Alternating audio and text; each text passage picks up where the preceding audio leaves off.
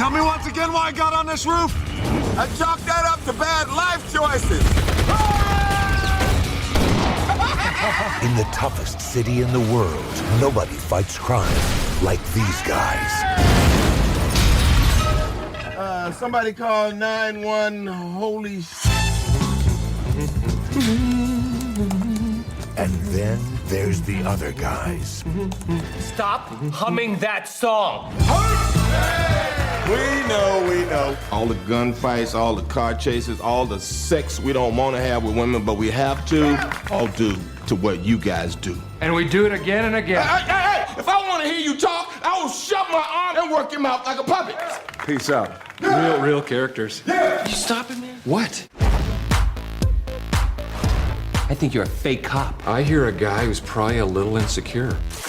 All units, we've got a possible jumper. We all know you're in a very dark place right now. I'm gonna do it! You're feeling as if sweet death is your only release. Oh, we got a second jumper. Oh, look, he's flying.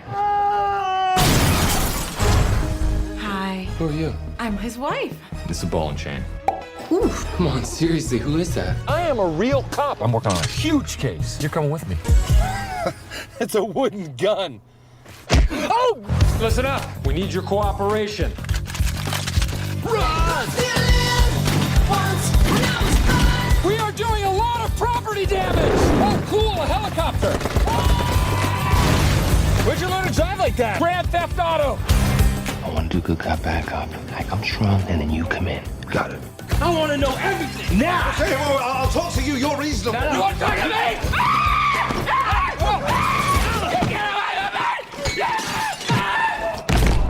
I thought you said bad cop, bad cop. I am a peacock. You gotta let me fly. Pick another bird. Peacocks, they don't fly, Terry. They don't, do they? Just let them have it, Captain. The other guys. How do they walk away in movies without flinching when it explodes behind them? There's no way. The movie industry is completely irresponsible for the way they portray explosions. All right. Dirty Mike and the Boys coming up next with the Soup Kitchen. The other guys. Here we are. Let's do it. I'll be host Jay.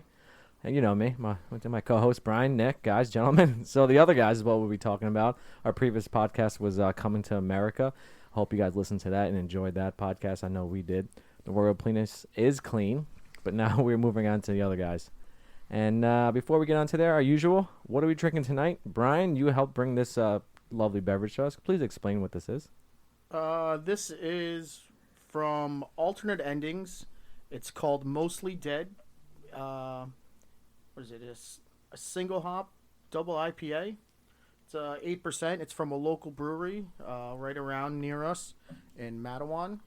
The cool thing about them is that this place used to be in an old movie theater. You know, that actually kind of ties in with us. Oh, the reels right there. Yeah. They have actual movie theater seats in there. Nick, I know you were there last week, the same day I was, but I was there a little bit earlier. We were like two ships in the night. Yeah.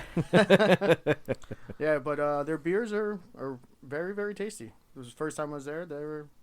I'm a big fan. I like it. Yeah, the food was pretty good too. Can't complain about the food. Nice. Yep. Never complains. Yeah, it's good beer. They all Mostly Dead is off a reference of The Princess Bride. Has a beautiful can design on there, which is definitely a rewatchable movie for us. Another reel we'll be throwing up there. He's only mostly dead. Yep, that's it. So you can find us on the Untapped app. I know me. You can Captain Dad is out there. You can take a look at that and see my rating on there. And let's get it going with the other guys. So as we dive in, let's get a little background. The Other Guys is a 2010 American buddy cop action film directed by Adam McKay, who also wrote it with Chris Henchy. It stars Will Ferrell, Mark Wahlberg, Michael Keaton, Ava Mendez, Steve Coogan, Ray Stevenson, Samuel L. Jackson, and our man crush on this on RB2 Reels, Booze, and Bros, Dwayne The Rock Johnson. All right, the film is the fourth of 5 collaborations between Ferrell and McKay following Anchorman, The Legend of Ron Burgundy, another classic, Talladega Nights, The Ballad of Ricky Bobby. If you don't like Big Red, fuck you. And Step Brothers. And followed by Anchorman 2, The Legend Continues, which was pretty good, but another time for that. The Other Guys is the only one not to be co-written by Ferrell. It is also the first of 3 collaborations between Ferrell and Wahlberg, who later reunited in Daddy's Home and Daddy's Home 2. In my opinion, I didn't like those movies as much as I liked the Other Guys a lot. Let's see, the estimated budget between $85 and $100 million. Opening weekend for us in the U.S. it scored about $35 million. It was August 8th in 2010. The gross in the U.S. was about just a little under 120 million, so like 119.2. And worldwide was 170 million. In its first day of release, The Other Guys grossed 13.1 million, placing first for Friday.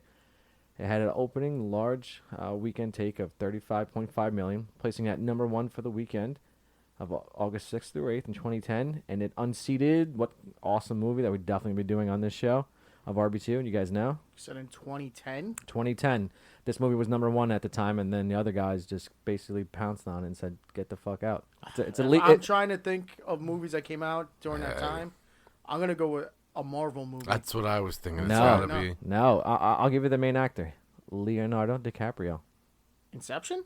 Correct. Wow. Inception. Yep, Inception's number 1 at the time, and The Other Guys... like a movie a year. I was trying to figure out if it was that or something else. I was like, Jesus. Well, you knew it wasn't The Gatsby because I don't think it did that well in the theaters. No, that movie didn't. No, not that well in theaters, but that's for another time again. All right, so The Other Guys, gentlemen, let's hear some thoughts. We'll go with you, Brian. You're a little chatty this evening. What do you think about this movie? Okay, chatty Cathy over here. Listen, I like this movie a lot. This is one of the better comedies of the 2010s, is what we like to call it.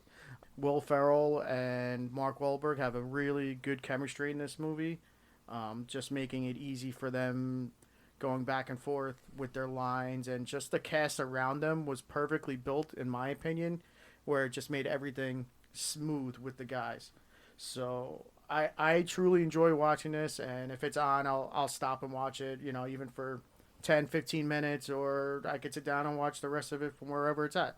It's an easy movie just to pick up and watch. Yeah, completely agree. Nick, what do you think? Yeah, I totally agree. I really agree with the cast. As a matter of fact, when I was watching it and I was trying to do the whole Rock, can The Rock make it better, I'm like thinking to myself, like, they did a really great job with casting everybody in this movie. I mean, whether it's, the bit cops, or whether it's Eva Mendes playing the loving wife, I think they did a phenomenal job with that Michael cast. Keaton as the captain. Yeah. He was great. Yeah. I thought it was a great It was like a job. big comeback for him, because that was like his first mainstream movie. It seems like in quite some time. I liked it because it wasn't just one genre. It was kind of a mix of action and comedy. I thought they did a really good job of mixing that. Sometimes you don't really get a good mix. Sometimes the comedy's bad and the action's good, and vice versa. But I thought they did a good job with mixing both into the movie. I agree with that. Special effects and just some of the way they put it, like how it's really supposed to be in real life, and not how it is in the movies. Right. Yeah. So right. that was pretty funny. The opening scene with just Sam Jackson and The Rock. and The Rock dancing in Highsmith. Oh my God! Like, it had me hooked. I'm hysterical laughing. So we'll get further detail into that. You guys, those are our thoughts. The reason why we watch these movies is we love them. We know you guys are gonna love them. We want you to continue to watch them. So, but let's get into the critics. So, first one, Rotten Tomatoes. It got a 78% on the tomato meter. Actual audience score gave it a 60%, and it's very interesting. IMDb gave it a 6.6 out of 10. Metacritic, the Meta score, which is the critics, they gave it a 64 out of 100, and the user score gave it a 6.8 out of 10. This, I am dumbfounded, flabbergasted, upset, pissed off. I don't know anything that's going on. I need my safe space for this, because this is complete. Really? Where are you scoring this then? You put it as like a 9 out of 10? Like, this is, I'm good with like a 7.5. Yeah, I'm good with these numbers. I am not. I'm at actually all. surprised to see some of those critics having it as high as they did. I thought this would exactly. be one I would have thought they'd be in the 5s. Yeah. Oh God, you guys. The critics, the You're audience, against me. I think scored it kind of right where I think it belongs. It's like 7.5 at most, an 8. Really? Yeah, I don't know if I'd put it as high as an 8. I think That's what I'm low going 7s. as most an 8, but I'm gonna stick with like a 7.5 out of 10. Jesus, mine's an 8.5 out of 10 on this. This movie has me laughing throughout the entire time. It's a very good storyline. Like there are so many good scenes. The stupid like hero cops. You're like, these guys. This is what you think as I'm making fun of them, jumping off the 20-story building. It wasn't even an awning. So like, Aim for the bushes. Yeah, like what the fuck? And then they're fighting inside the funeral, but it's all whispering. Like, come on. The TLC quotes of Michael Keaton at the chase scene. Yeah, you always gotta have a chase scene, but a chase scene with a Prius, and he's grabbing the guy's head. He's like, "Oh my God, your hair is so soft." VO5 with oil, hot oil. Like, come on. Like, it's so good. The action's perfect. The storyline is fantastic. Take the losers of the department, the paper bitch and Yankee Clipper, all right, are the heroes of this. So that's Which just are my fantastic thoughts. nicknames, by the way. Yes. Paper booch. Yeah. Up next, we're going to do some favorite scenes. As usual, our favorite quotes is, oh, God. And then, give the little awards going on. We'll take a quick, short break. All right, so the intro of one of my favorite scenes is Danson and Highsmith, opening scene. Just showing the two badass cops, whatever you like buddy cop movies about. So you got Dwayne "The Rock" Johnson and Samuel L. Jackson chasing down a bunch of thugs in an SUV, shooting up the entire New York City in order to get these guys. Because they just don't give a fuck. It's without a doubt. It's action-packed. It could get you hooked in the moment. There's Over the top. Oh, It's great. Yeah. The driving crazy. You have the right to remain silent. The Rock's on top of the car. Samuel L. Jackson's dual wielding. Next thing you know, the car slams into a bus. And then he's driving the bus, right? He's driving the bus. Double-decker bus. Climbs out of the car and jumps into the bus. Someone called 911. Oh, and they finally get the guys. It gets a big shootout, and then from there it goes to the press conference of how they handle it. And one of the reporters is like, they only had like a dime bag worth of weed. You think $12 million was worth it? Like a misdemeanor in other states? We'll see what the people of New York have to say about that. Greatest city in the world. Danson and Highsmith. Hot dogs for life. I love how the guy's like, but no free drinks. I can't do that. I can't do it. Danson sleeping with Kim Kardashian. No comment. Yes. But yes. Back to the detective bureau. They're there just talking and how they don't want to do any paperwork. They're saying they got a party to go to. All right, so we get an introduction of them, and then you have the rest of the cops in the detective bureau. You got the captain there, Michael Keaton's there, and you got the other guys. See, for me, I love that next scene right there, which describes the other guys, as in Will Ferrell and Mark Wahlberg, and that's the paper booch and the Yankee Clipper, and with that scene is just so perfect on who they are, because coming off of what just happened, and then they're like, who's going to do the paperwork? And then Will Ferrell right off the bat raises his hand, does it. With everything that they're doing, he's so happy to be doing paperwork, and he's just sitting there typing away on the computer, and he's just humming.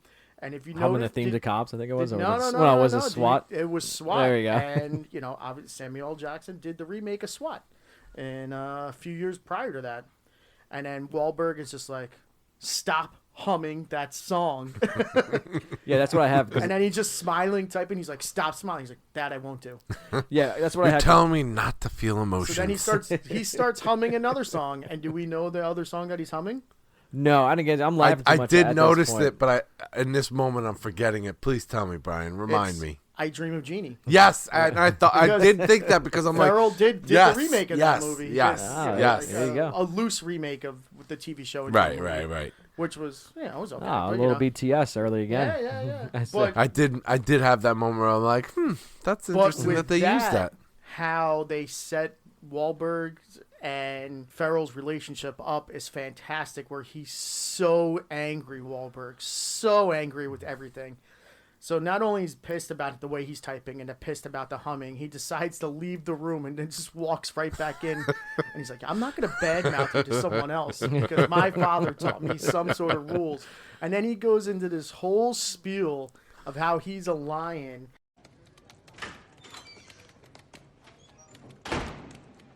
You know what I just did? I just walked out that door, saw a couple detectives, and I was about to start bad-mouthing you behind your back. But I stopped myself because my pops taught me that a man who talks behind somebody's back is a coward. Wow, I actually appreciate that. Good, because I'm going to tell you directly to your face. No, you don't have to. No, I don't like you. I think you're a fake cop. The sound of your piss hitting the urinal? It sounds feminine. If we were in the wild, I would attack you. Even if you weren't in my food chain, I would go out of my way to attack you. If I were a lion and you were a tuna, I would swim out in the middle of the ocean and freaking eat you. And then I'd bang your tuna girlfriend. Okay, first off, a lion swimming in the ocean? Lions don't like water. If you'd placed it near a river or some sort of fresh water source, that makes sense. But you find yourself in the ocean, 20-foot waves, I'm assuming it's off the coast of South Africa, coming up against a full-grown 800-pound tuna with his 20 or 30 friends, you lose that battle. You lose that battle 9 times out of 10. And guess what? You've wandered into our school of tuna, and we now have a taste of lion. We've talked to ourselves. We've communicated and said, you know what? Lion tastes good. Let's go get some more lion. We've developed a system to establish a beachhead and aggressively hunt you and your family.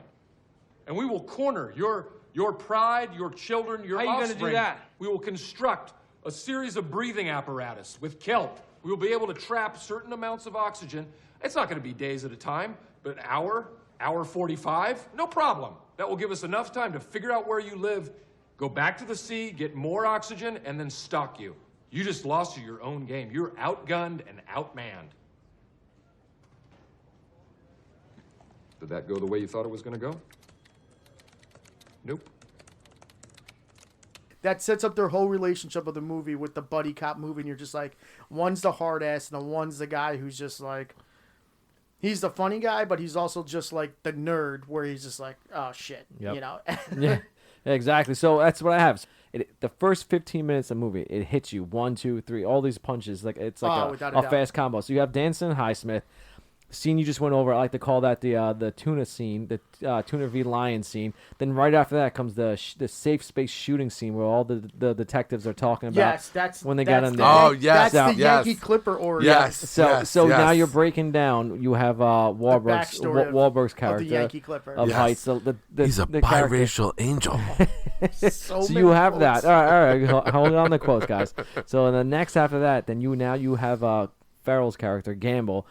The other two cops convinced him to do a desk pop on there. I have that one as well. So 4 scenes, about the first 15 minutes of the movie, a little bit less, and you get the main characters in this, and you get the quick background. It's just, oh my god, it's such great storytelling, so quick. Yeah, you got a quick combo punch, you just knock down, like, holy shit, this movie's awesome. Michael Keaton's every scene he's in. Out of 10, he's at an 11. Bring it a little closer. All right. Too close. Go a little further. Yeah. Michael Keaton does steal the scenes that he's in. Like, you forget how good he really is, like, as an actor, because, like, you don't see him in a lot of stuff. So for him to come back and play along with, like, these comedic roles, and you're just like, that was Batman. The original Batman, and he was so fucking good. So good. And then as my last 2 ones I gotta put in was when where Hoyts and Gamble go to get the voicemail from Gamble's ex-girlfriend. Oh my God, Christina. So Christina. Yes. And then you get my girlfriend's name right. Yeah. You don't come to my house and not have sex with my wife.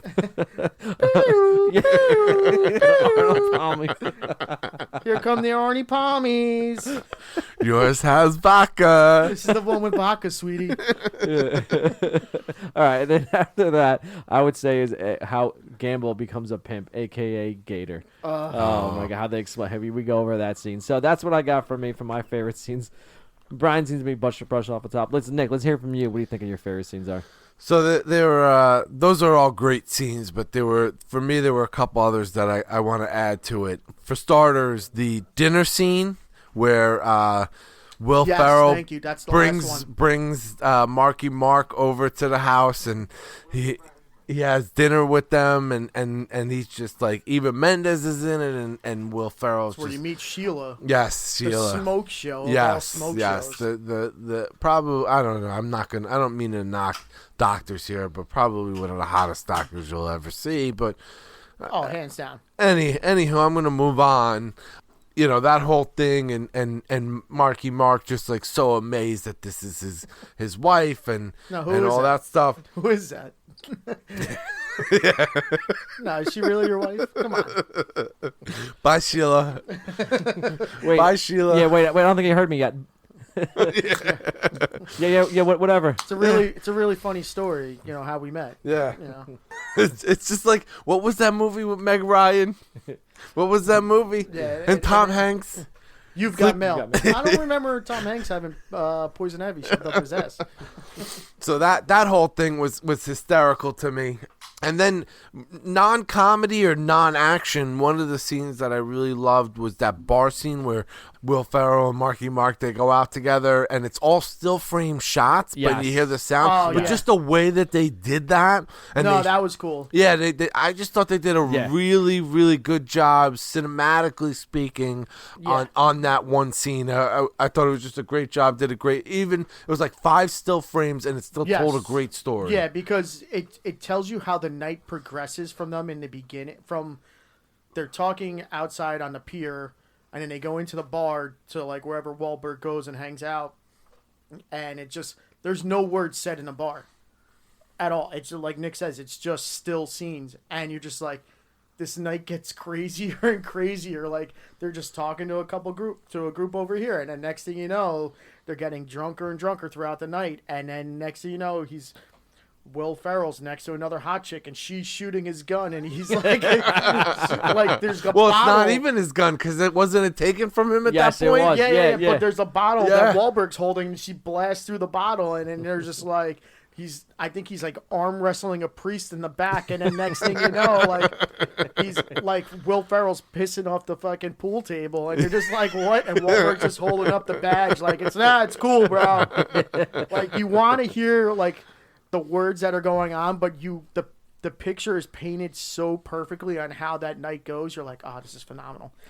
Yeah, that's like a lot of nights we've had. Besides having like, badges and guns, we can pretty much describe our nights at our buddy's college up at one of the universities around here, where we would go to shitty pizza, to a bar, and then to the house and shoot. We won't be shooting guns, but shooting paintball guns.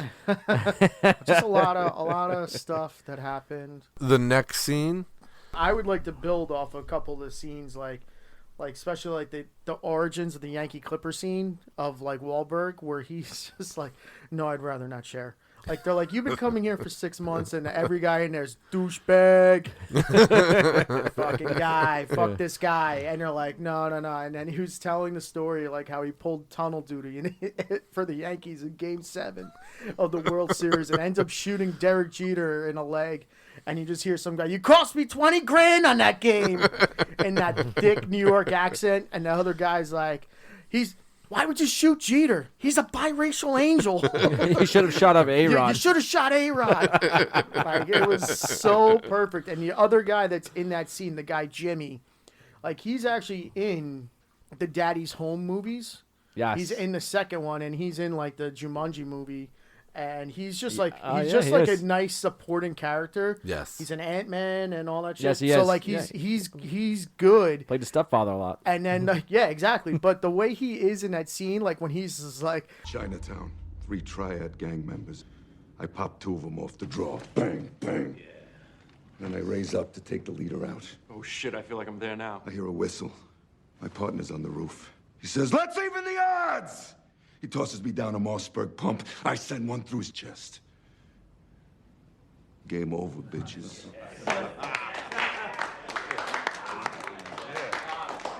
Jimmy, let's talk about how that story made you feel. Like a Viagra pill with a face.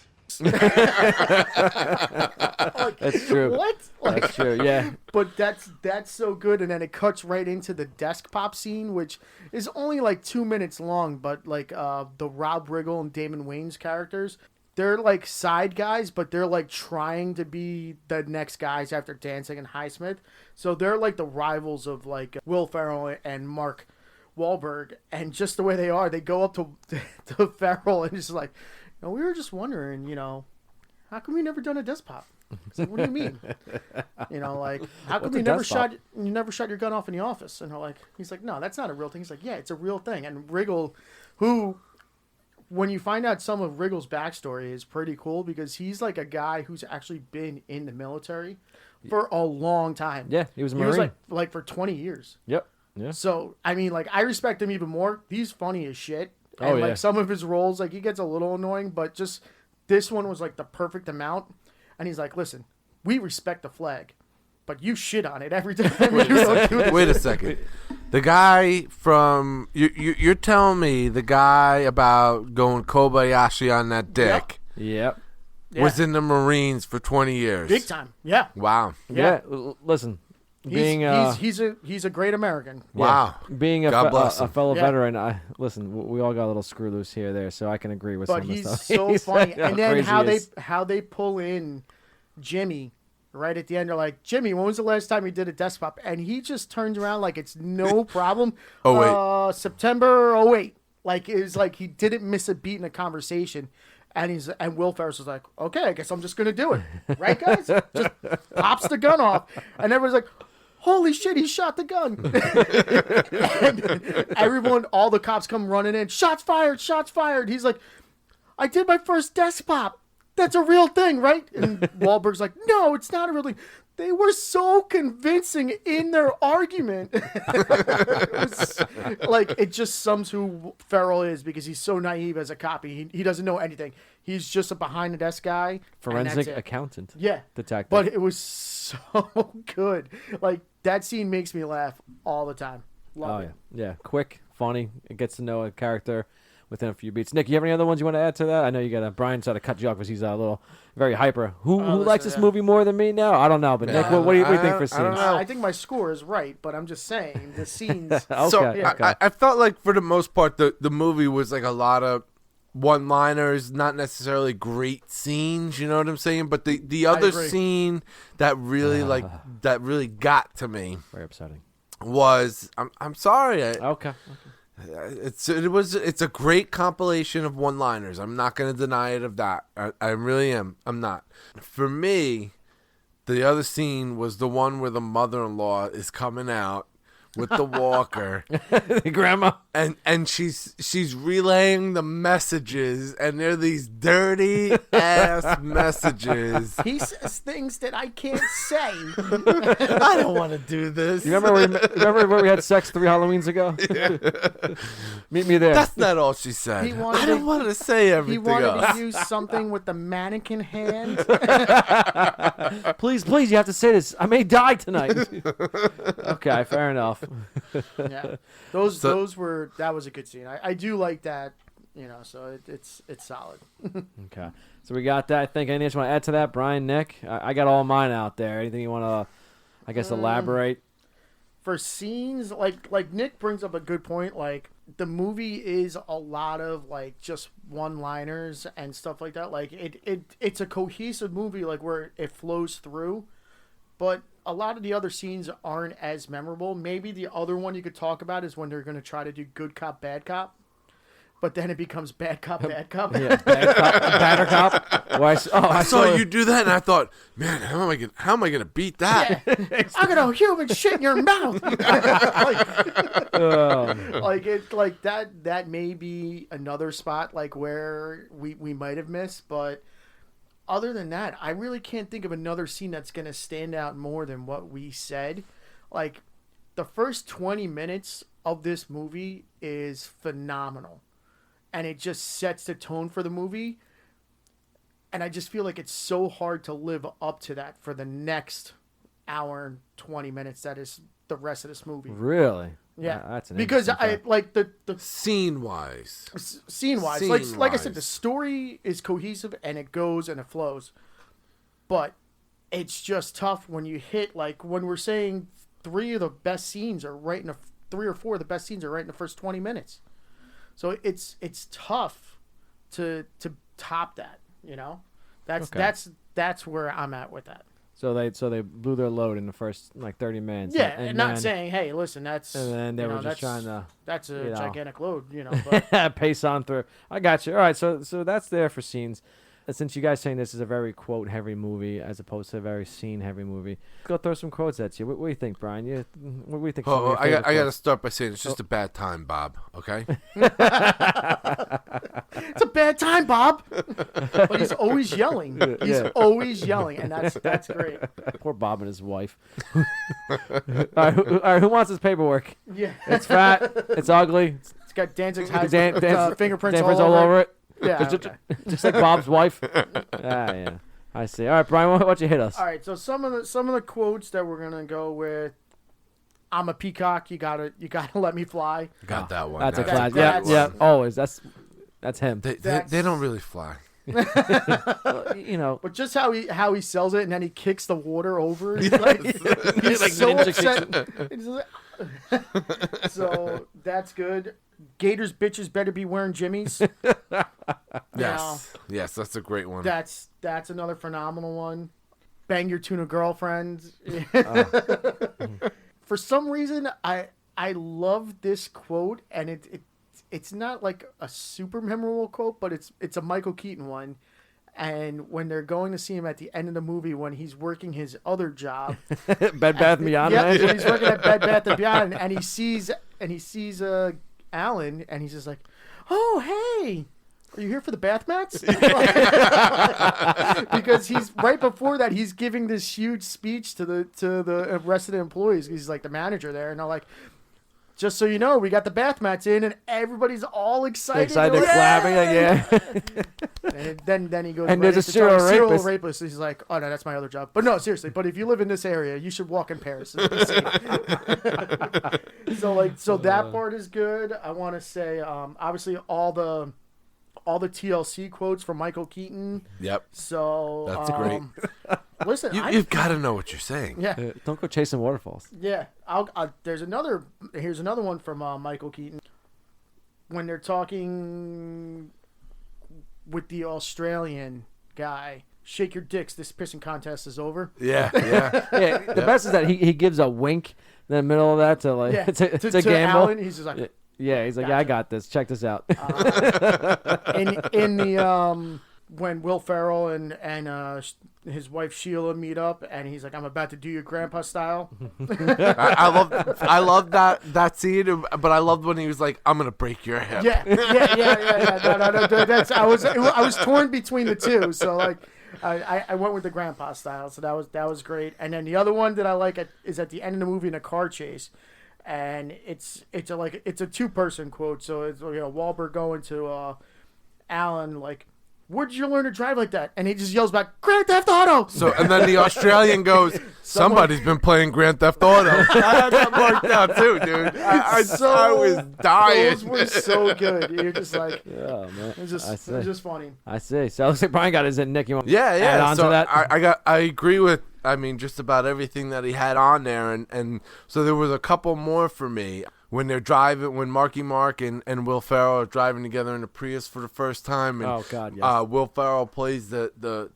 CD, and what was it? What was the group? LRB. LRB. Little River Band. Yes. And Marky Mark goes, "This music makes me feel like I'm shopping for a training bra." I was dying when I heard that's that a good one. I like that one. When the investment guy is talking at that seminar, and he goes, "Live for excess. It's the American way." Like, I was absolutely dying when he said that. The scene where they get their car taken away because they kidnap the investor, and they're like, "Why did they take our shoes?" Like, I was just like, it was I like great. when right after that when they come back into the office and it's like, "Hey, Bobo Baggins, what happened to your shoes?"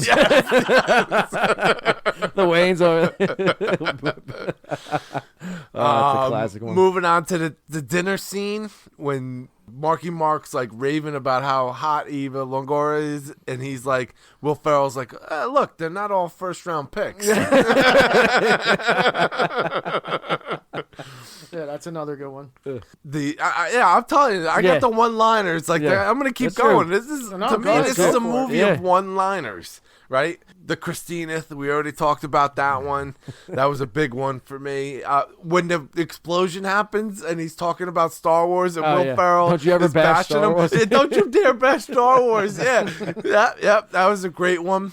Or when the scene when Eva Longoria is having dinner with the braised asshole. But the line that got me in that dinner was, "Well, honey dick, that was a long time ago." Honey dick. It's funny, like when you brought up the dinner with Christina, we didn't talk about like the new husband. So like when it's just him and Wahlberg that are left together, You might And- think I have a hairy yeah. body. He's like, you'd think because of the beard, I'd be hairy all over. But shaved. Alan! Oh my God! Yeah, another So good I, one. I got one more that Brian hasn't gone with. Lay it on us. And it's when, towards the end, when they're having like the real last big argument, and Will Ferrell says to Marky Mark, I feel like I'm partners with the Hulk. And the scene where like Marky Mark smashes the computer down on the ground. He's like, I feel like I'm partners with the Hulk.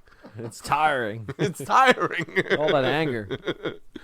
As you said, it's a very quote-heavy one-liner movie. As we are all going back and forth, we each have a couple of them that are the same, a lot of them to go together, but each are different. So here was what I have for mine. Again, I'm starting with the beginning of the movie. So we have Highsmith and Danson. And when they're on top of the building chasing after the guys, they're like, you thinking what I'm thinking, partner? Aim for the bushes. And it's just perfect because they have the music going around, like, the Foo Fighters, Hero. Yeah. Oh, my God. Hero, yeah. Oh, I love it. And then literally, The fact they show him splat is actually Yes, good, too. yes. yeah, I forgot they were going to do that. And I'm like, they're going to show them when and they did. I thought it was like a bomb or something. I don't know why I thought that. I feel like we're literally driving around in a vagina when they're inside the Prius. And then later, again, another Prius quote is you hear radio dispatch.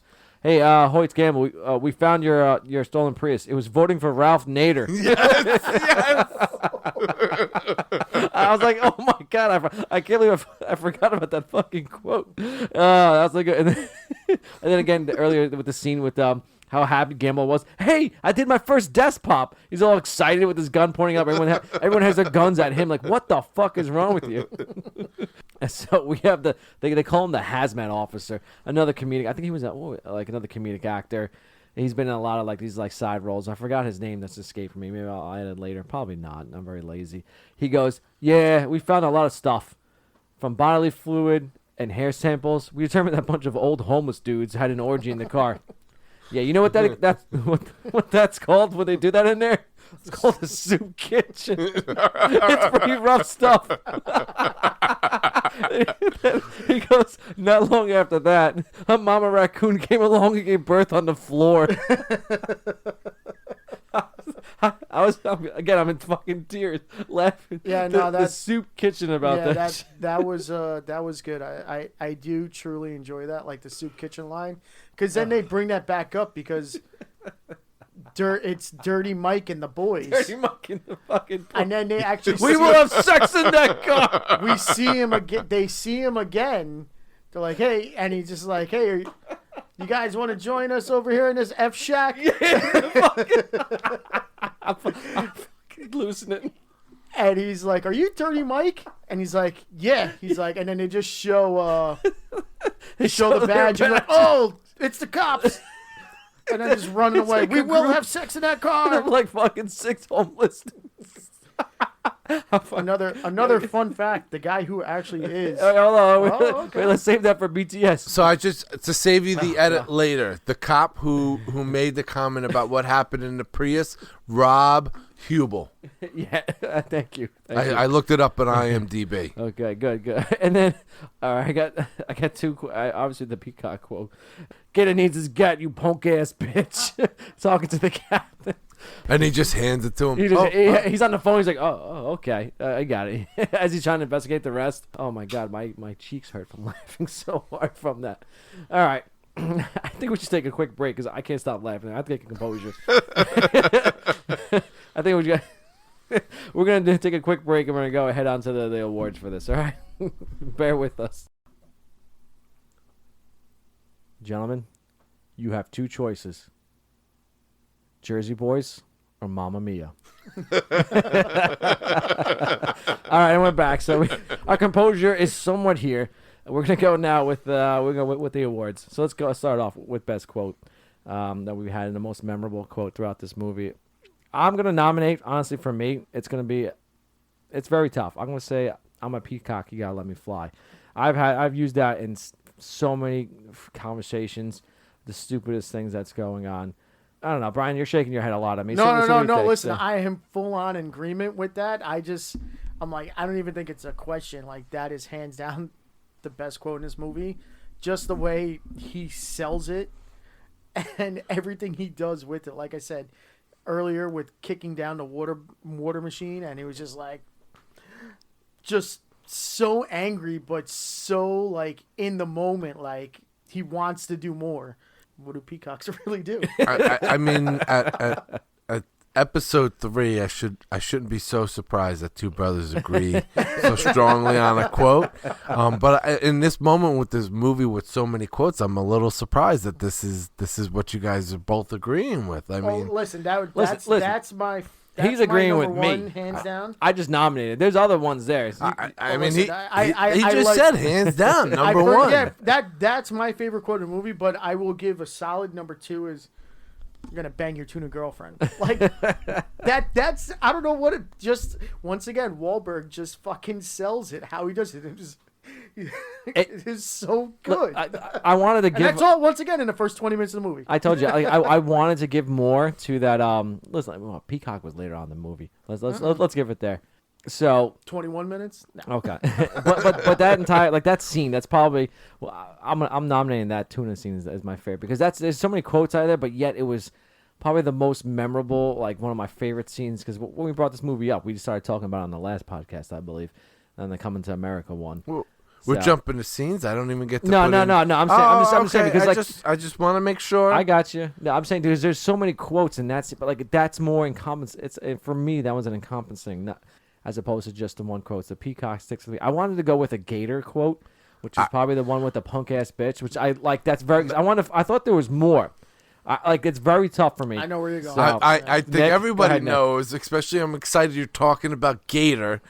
I think everyone knows where I'm going to go with this, and it's when he finds out that his wife is pregnant, and he says, "Gator's bitches better be using Jimmy's." Yeah, that's. I mean, it's not like it was the flashback scene where he's talking about one of his hoes. Who did this? Yeah. Who did this? Right. Like, Gator's bitches better be using Jimmy's. Like, it was you. Yeah, no, that's my nominee. Like that.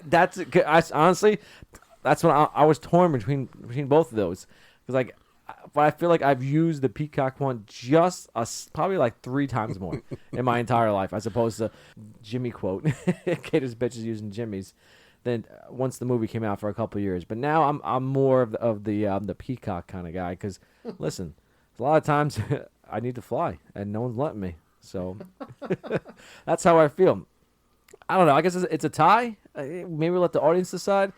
On the next get on our Twitter poll, maybe I'll try to figure out how that works out on the social media of the tweet.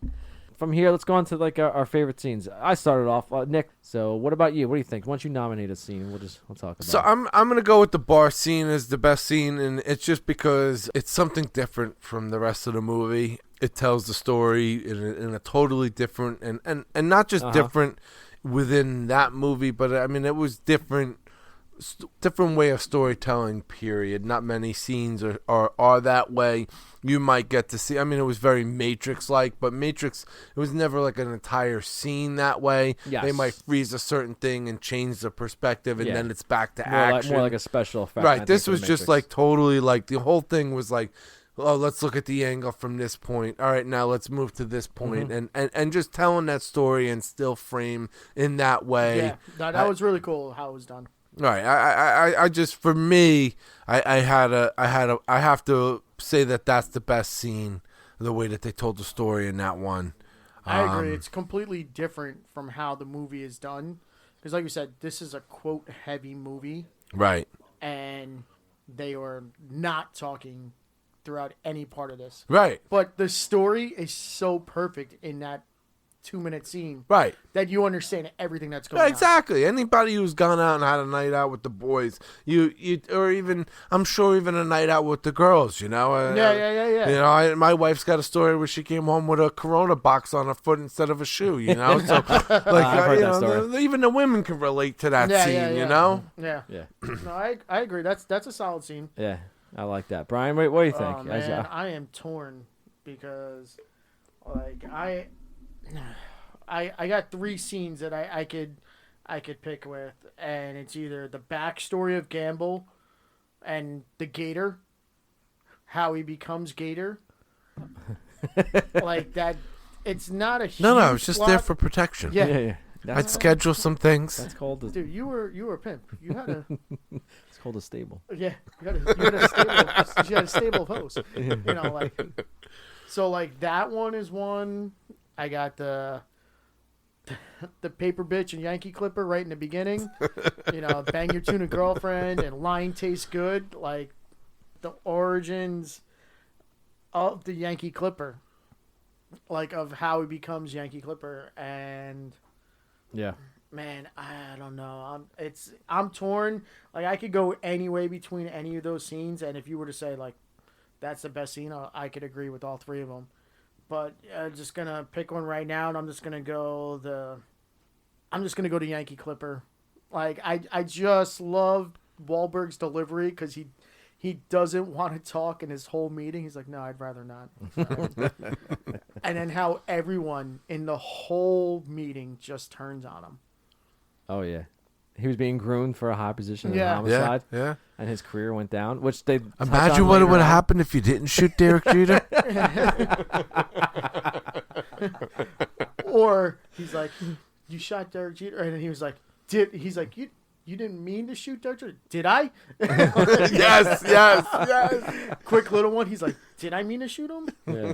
You know, I see. but it was just the way like that whole scene is, and like the other characters in that scene. Like I said, Jimmy in the beginning sells it. It was like, let's even the odds. Yeah. Like I love that because I know when that's coming up, and I'm just like, oh, Like a here we go. Viagra pill with legs. Yeah. And he's just high fiving everybody, and the therapist is just like, well, let's just talk about our feelings, and this is not how it's supposed to be. And she was just like, let's not hold any grudges, and everyone just yelling, douchebag. He's like, Jimmy, what did I say? But I'm gonna go with the Yankee Clipper scene as my favorite one. As us being from the Northeast area and a huge Yankees fans, we're all Yankees fans, that we can relate to that and how much pissed off we would be shooting our favorite It's Derek ironic Jeter. because fucking Wahlberg's from Boston, so Yeah. why Yeah. wouldn't he be a Yankee Clipper? Yeah, exactly. Listen, let's not talk about the things I don't like about Wahlberg. Okay? Let's focus on the good. Yes, he probably shot him on purpose. That's why they made a Yankee Clipper. So yeah, maybe that's why I can't like that scene as much as how good it is. You shot me. I'm Derek Jeter. And so again, a great scene. How everything was played out. Honestly, my favorite scene was the tuna scene. Like we'll get into that a little later on BTS. Do you want to just wrap kelp around yourself and breathe for about an hour and 45 minutes? It was just so good because you really find out who those characters Mine are. tastes good. Yeah, like I love them. But if Didn't go the way have you to thought, choose, did it? If I have to really choose between Yankee Clipper and the night out scene, I guess that's what we're going to call it. I'm going to go with the night out scene on this one. I'm going to have to agree with Nick on this because honestly, the way how it was shot, cinematographically, probably saying that wrong with the guy a little bit booze going on, is that it was shot very well. Again, you don't see a lot of still scenes, as Nick explained in the Matrix. You see how it's going on. That's all done by cameras. It kind of reminds me of... Especially not in a comedy. No, not in a comedy. It reminds me of the end credits of The Hangover when they're going through the cameras and you get the idea of how the night happened. So that's like that. But this is done very with well. a Matrix spin on it. You know what I'm saying? It's yes. that idea, but with Yep. that Matrix spin So, of so the still shots, revolving but cameras. the revolving camera around of the entire part because it was done great because we've all been there with nights like that. We can all relate. Well, Oh, it's super relatable. Yeah, super relatable. Being in a bar and not knowing what's going on, vomiting all over the place, hitting on like random hot chicks That and manly not scoring. bonding. Yeah, the manly bonding, even for the women too, like getting crazy, getting drinks from the guys and just going nuts, having cardboard slippers, or like holding back each other's hair, vomiting outside or something like that. Strapless dress falling off. It's Keep nuts. walking. Yeah. No, it relates to everybody, and I love that scene. It's great, but I'm still gonna stick with my Yankee Clipper origins. Okay. So, Okay. I'm not upset about what you guys picked. So I got you. All right. I'm outvoted here, so I will It take the L. Listen, and it happens. Yeah. I'll be okay with it. All right, so moving on, and now as we nominate this best character, the Randy Watson award, for me, Michael Keaton's character, Captain Gene, just Captain. They call me Gene. I don't own a kiddie show. It's a bit weird. It's just Captain. That's what they call me. Creepy. Yeah, it's a little creepy. He hands down. He got the Randy Watson. I said from the beginning he was at an 11 all the time. He gave it his all. The TLC quotes, making fun of fucking Bob's wife. He's being somewhat kind of like not really a father figure, but like a guidance, and holding 2 jobs down because his son is going to explore sexuality. I was just in college. thinking, like, how do we forget this whole part where he's talking about? He tells everyone, my son's bisexual, and I'm paying for him to go to NYC to figure out his bisexuality and be a DJ. Yeah, excuse me. NYU. Nick is very always messes up the quotes. NYC, he says, but it's NYU. Sorry. So it wouldn't be me if I didn't mess up the quote somehow. Captain Gene Mouch is the one who gets the for me, the Randy Watson. Brian, Nick, what do you guys think? I'll go with you, Nick. What do you think? Do you think I'm going to let Brian go on this one because I know where I'm going to go, and I think I'm going to be the tiebreaker on this. I'm going to go with Wahlberg as Terry Hoyts as my favorite character. Sometimes is he overacting a little bit to sell it? Maybe, but because he's overacting, I think makes that character, and I just love him in everything that he does in this movie. Like, he was so good. Like I said, with the peacock, you gotta let him fly, and he shows you that anger and emotion. And then when he's sitting in the origins of the Yankee Clippers, like, no, I'd rather not talk. But then at the same time, when he learns how to do everything that he's making fun of people for. I learned about it so I can make fun of this kid in 8th grade. Yeah, he learns how to ballet dance. Like, it was just like, what the fuck? Yeah, that was actually pretty good. Yeah, and there's actually some uncut scenes where he's learned some stuff like that about it. He learns about art, and they're making fun of the it's like the guy says wearing a gay shirt. I'm going to go with Terry Hoyts as my character. Okay, Nick, what do you think? You have to agree with Brian on that, or you go with someone else? I can't agree with Brian, and I can't believe this. I kind of went with my character because I thought it would be the odd one out, and I'm going to agree with Jay. I really thought it was Captain Gene. Oh, my God, yes. I really thought that Michael Keaton, from start to finish, did a really great job with it. The Midas touch. Yeah, I mean, this is him on the tail end. I talked about the tail end of the. This is years after the Midas. I don't know though. I mean, he's had an arc back up. You know what I'm saying? I don't listen. It is another podcast, another conversation. But I just loved it from the start of. All right, let's bring it all in. You're a little too close. Bring it a little further. To listen, all right, come back. He's great to role. To finish it up with, I ain't too proud to creep. The TLC quotes. Listen, you guys aren't wrong. He's phenomenal in this movie. He brought it 110. 100%. To me, it was Keaton and Captain Gene. Captain Gene. I am 0 for 2. Yeah, 0 for 2. That's all right. It happens. All right, now we're moving on to the Adrian Balboa Award, the worst character in there. Who do we hate the most? Oh man, I don't know. Think about that. It's very tough for me to get. I enjoyed every character in this. The character I didn't like the most. Everybody in this movie was perfectly cast. Yes. Like, it's tough to picture anybody else in these roles. So, like, a bad character in this movie that I really don't like. All right, so I think when we talked about it last, it was like, who's the person you want to punch in the mouth the most? Yeah, like right. Yeah. So it's not necessarily a bad casting. It's who do you want to punch in the mouth the most? Yeah, no, you're right on that. So I think for me, it's got to be that financial guy, right? Like, he's the guy who I want to punch in the mouth the most. David Ershon? Yeah. Ershon. Yes, Ershon. Yeah. Like, his character, both in that movie and what he represents in real life of those scumbag Ponzi guys. Yeah, the Ponzi scheme. Like, all in all, I think that's the character that I would call the Adrian Balboa, the one that I want to punch right in his mouth. I think him and the Australian are my two guys that I love the Australian. I did. I love that. He did. He had a great line. He said, Kylie Minogue. Yep. Yes. There's 3 things I like. Yes. In life I enjoy: Kylie Minogue, the back dimples above a woman's Dimples. butt, back Yes, dimples of Dimples, buttocks. yeah. He goes, all great features. Yes. And then the fear in a man's eyes right before I hurt I'm him. gonna hurt him. Yeah. So yeah, you know what? I have to agree with Nick on this again.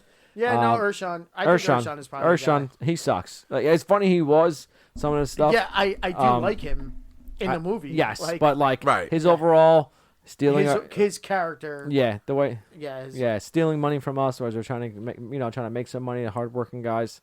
So yeah, No, fuck all right, him. I agree on that. Yeah, So. that's Okay. All right, good. So that's the end of that. Let's move on. So we able to agree to that, come to a conclusion. Brian, you won this round as well. Welcome to the winner's table.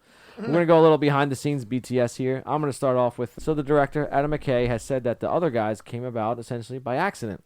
He had dinner with Will Ferrell and Mark Wahlberg and realized the two actors shared impeccable chemistry that could carry a movie. He emailed producer Kevin Messick about pairing them up in a movie and gave him a buddy cop movie as a flippant suggestion for what might work. Messick, he loved the idea and got McKay to work on Ferrell Wahlberg cop movie. So the climactic car chase and the other guys involves the Allen's Prius. The stunt team had to make some modifications to the hybrid. So there were 3 Priuses were used for the shoot. And That's one of them, not true. I use my Prius all the time, and I get screech marks just like that when I drive. Yeah. I could dodge and weave traffic. That's me on That's the true. Parkway, baby. That's true. So I Nick has think a that's Prius. malarkey. So the Prius had to be fitted with a racing engine so big that it didn't fit under the hood. Had to sit on the back seat. And my favorite scene out of all this, the Tuna v. Lions debate scene, was completely ad-libbed. I can easily see that. Yeah, but it was so good. A good portion of the movie was ad-libbed.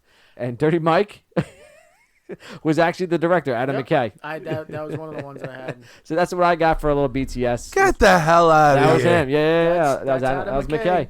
McKay. Anyone else adds to the little BTS for this over here? I got a few.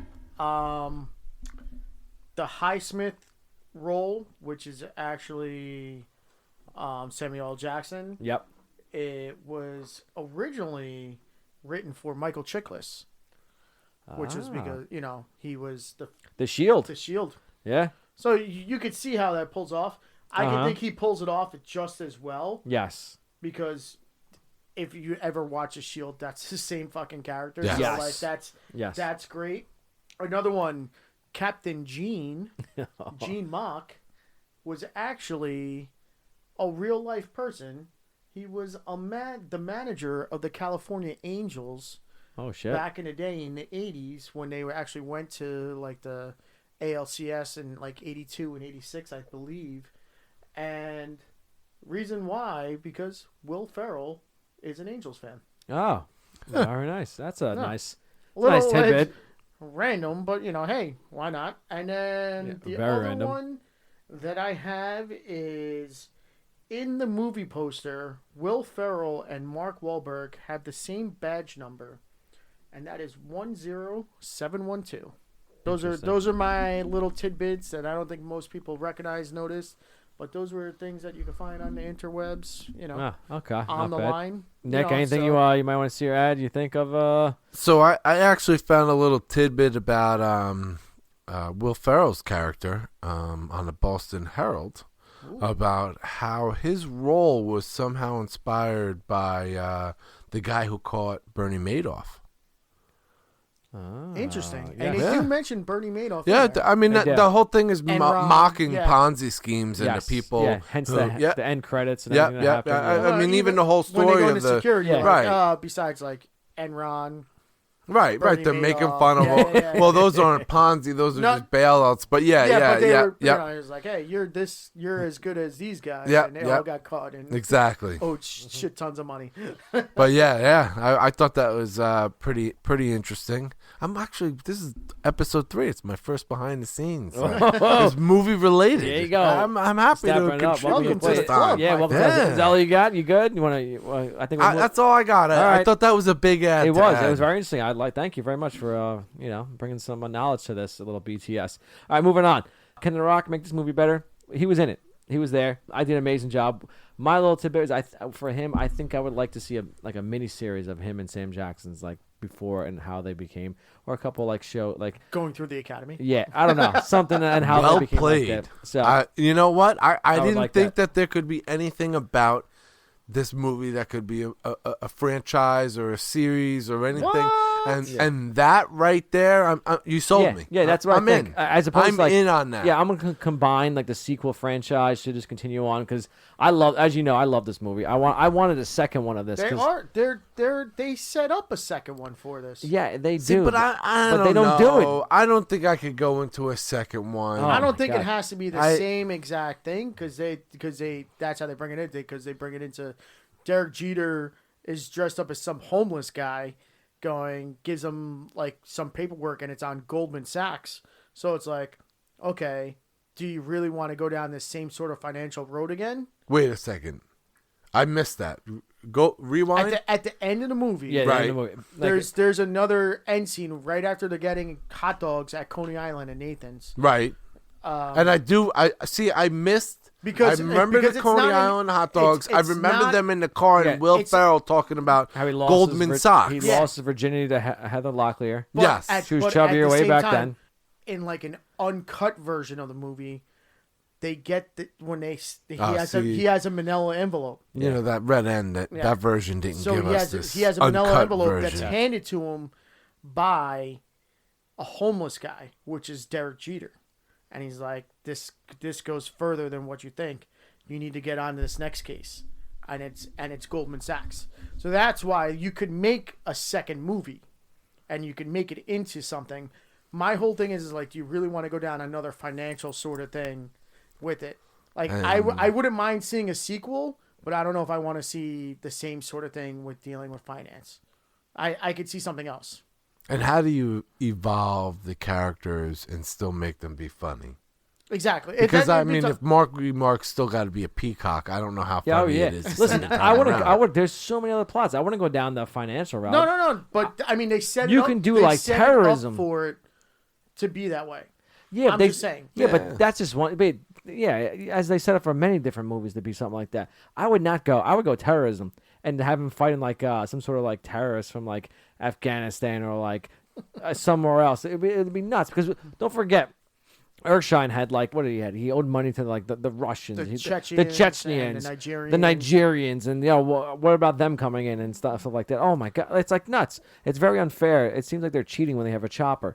Like that's like I said, a miniseries like of the dance and high school. I think characters. that's the best. I would like that, and I would without a doubt, I would love a second movie. If they did Daddy's Home 2, come on, they could have done the other guy. That's just my opinion. I wouldn't mind. I wouldn't even It mind would have been seeing better. a spinoff with the rest of the guys with Jimmy.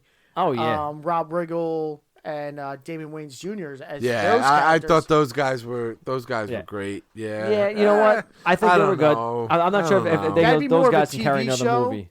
I think the only thing I'm strong on right now is Jay's comment of the prequel for The Rock and Samuel L. Yes. Yes. To me, hype. that is the strongest that we've thrown out here right now. Okay. Everything else is poppycock. Yeah, all there, off for debate. So, final thoughts. Is there anything you guys like to add, delete, change, edit going on this? I said I enjoy this movie. I hope you guys enjoy it as much as I did, as opposed to my counterparts. They enjoyed it, but probably not as much as I did. Well, Like I said, I'm not giving it a 9 out of 10. I think my score is solid where we're at. okay. But Yeah. for laughs, you're gonna fucking laugh your ass off in this movie. Yeah. To me, though, but it's not like some of the movies we talked about before where you're drawn in. Like, this is definitely one of those movies where I could put on in the background and I could be doing something else and not feel like I'm missing out on anything. Correct. Without a doubt. But at the same time, like, you watch it and you do, even when it has your attention, you enjoy it. Yeah. It's something like you could be in the background, you're making dinner, and you're just like, oh, this part's on. Hold on, let me stop. Yeah. I gotta watch this part. Yeah, let me turn the heat down low and take a look at this. Exactly. I got exactly. you. Don't want to burn the risotto. I got you. No. All right, fair enough. All right, I enjoy this movie enough. And then that's it for Reels, Booze, and Bros. All right, RB2. We're going to be out. You can check our next podcast. And the movie we'll be doing, gentlemen, is going to be Goodfellas. I'm very excited. We decided to change it up. No more comedy, a little action. Let's go into a little more seriousness. Bringing my Italian people into That's this. right. We're going to bring in some of the mixed heritage and culture and maybe bring some knowledge of what's going on. For everybody. Yeah. Just a group of friends. No mom. Just a group of friends who take care of each other. Doing their thing. So also, you can check us out on our Twitter at RB2 Podcast, at RB2 Podcast. Also, I set up a Patreon for us if you guys want to, if you know what that is. What? It's called Patreon. We can, if you want to support us, you can expend either like $5, $7, or $10 to help support us. It helps our boozing and showing. There's a bunch of different privileges for each category. What you want to do? Can you like when you donate? Can you like make a comment on there? Well, there's gonna have other features going on. There might be because like if you want to donate money and tell us what I have to drink. It's not what we have to drink. I'm not gonna be opposed to that. You see, you thought I was gonna say you're not gonna tell me what I'm gonna drink, but I mean, if you're throwing me money, I'll drink whatever you say. It's gonna help with that. We'll see. I gotta fix the different tiers if you want to be part of that. And we got other stuff coming in later on. Eventually, set up more of our social media. Right now, we got those two. It's a wrap for us, gentlemen. You guys enjoyed this podcast as much as I did.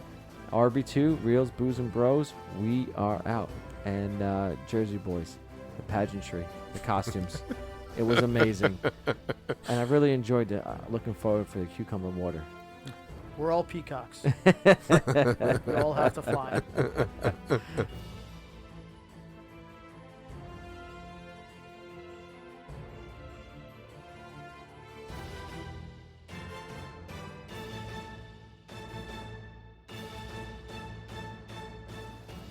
I don't want no scrubs.